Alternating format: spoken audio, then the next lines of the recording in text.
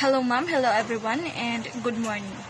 And I am Marimar Ocleda, and for this video, I am going to report the chapter 13, which is the Organization for Administration and Control.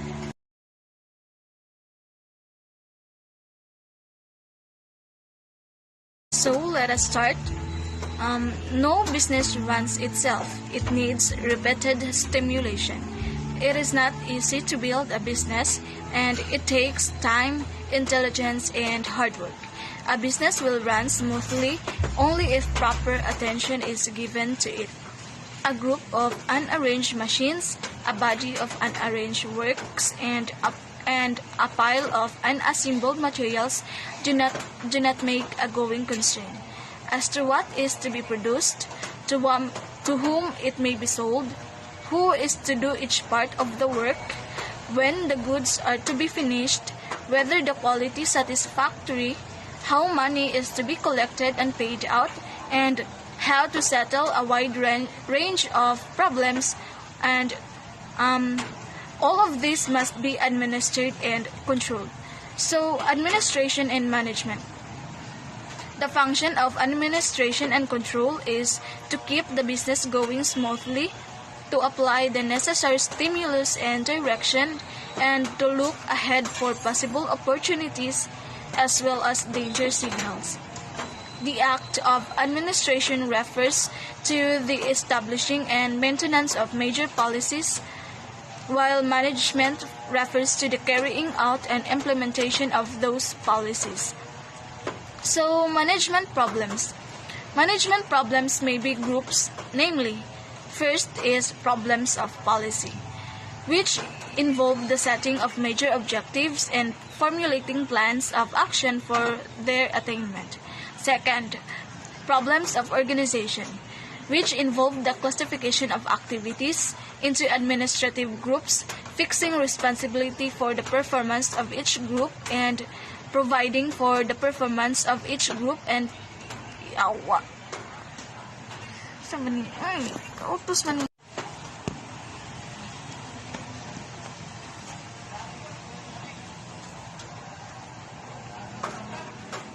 So, management problems. Management problems may be groups, namely, first is problems of policy, which involve the setting of major objectives and formulating plans of action for their attainment. Second is problems of organization, which involve the classification of activities into administrative groups, fixing responsibility for the performance of each group, and providing for the proper coordination of all the groups in order to cooperate effectively in the attainment of the objectives. And third is problems of personnel, which involve the procurement, development, and use of individuals to perform the responsibilities established by the group. By the organization plans. Fourth is the problems of facilities, which involve the procurement, maintenance, and use of the physical factors needed in the performance of the operations necessary in the attainment of the objectives. Fifth is the problems of methods, which involve the use of routines and procedures required to perform effectively the operations necessary to attain such objectives established by the policies. And meaning of control. The following are taken from the E. Robinson, Business Organization and Practice, and from Davis Stetson, Office Administration, published by Alexander Hamilton Institute. And control may be understood if it is broken up into several aspects of knowledge.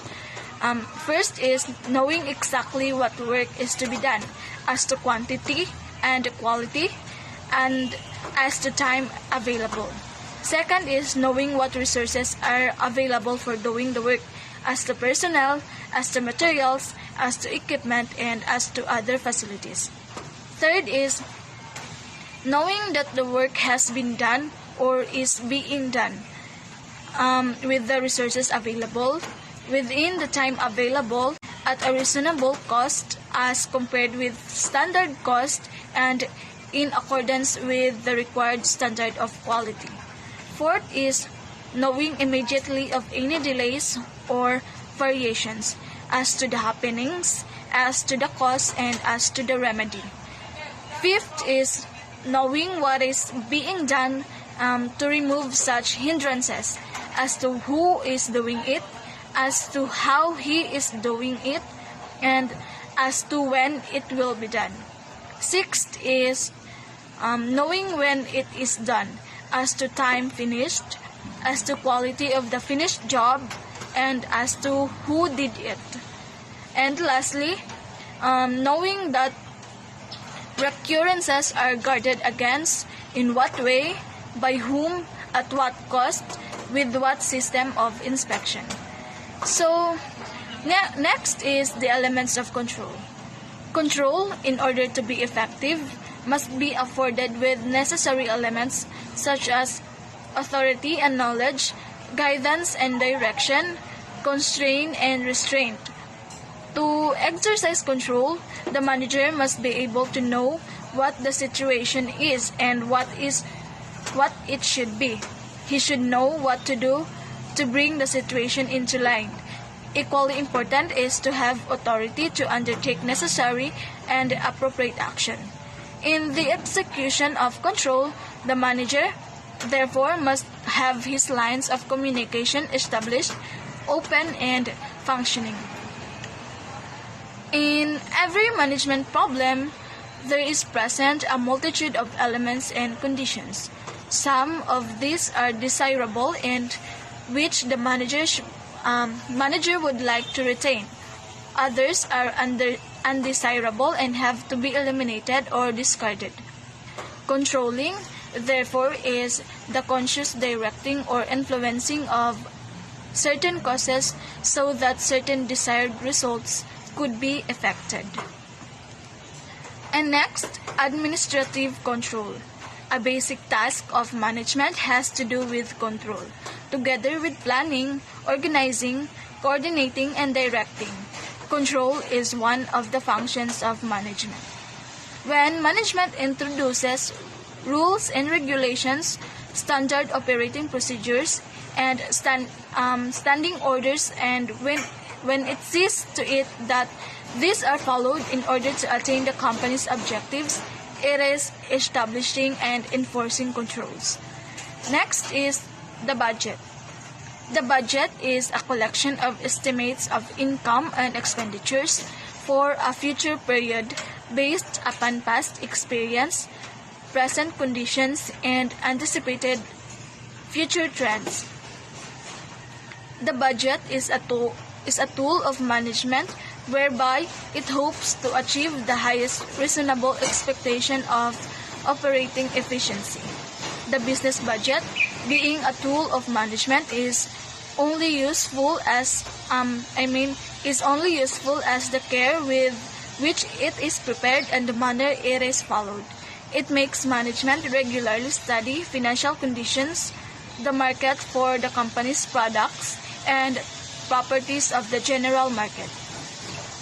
It points out disruptive or unusual elements that must be given careful attention.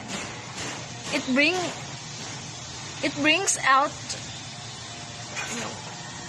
brings about a coordinated use of systems of accounting, books, records, and the findings of research.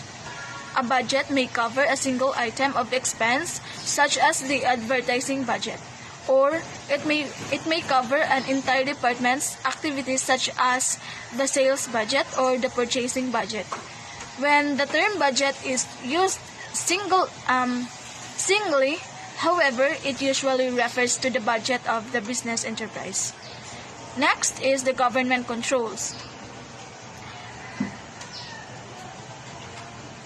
Business in the Philippines is essentially characterized by free enterprise but with many elements of government's control. The business enterprise and the company as a whole are subject to a pervasive and comprehensive scheme of government controls. Government control may consist of regulation. Regulatory agencies such as the Securities and Exchange Commission, the Public Service Commission, the Patent Office, and the Insurance Commission are quite well known and exercise familiar functions.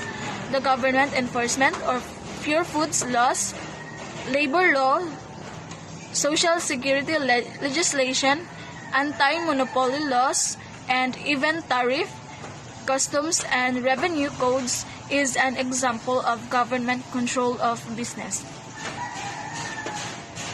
Public control may become more direct when a government agency invests sizable amounts in a business or buys it outright. Loans from government financing institutions are often accompanied by government officials sitting in meeting of boards of directors of private corporations. Next is accounting controls. Accounting has been defined as the collecting, summarizing, analyzing, and reporting in monetary terms of information about the business. Accounting provides information for two distinct groups. It is information on the company's finances to stockholders, government offices, creditors, banks, and other outsiders. As a tool of control, however, it gives information to management to enable it to realize the company's objectives.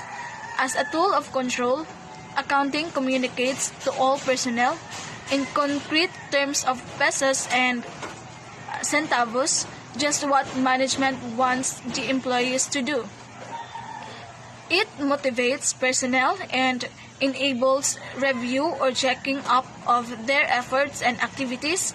Cost accounting enables a special branch of accounting effective operations based on accurate cost information. Then, indeed, management control in an organization is an approach that enables the organization to produce desired results, generally expressed in terms of performance, by taking actions to achieve those results and by dealing with the dangers brought in by external difficulties, particularly those related to the market, competitors, and the economic or political environment, and the internal difficulties of the organization. Management control in the organization consists of a systematic effort on the part of the organizational management. It is required to assure that all organizational resources are being used in the most effective and efficient manner possible in order to achieve the organizational objectives and goals.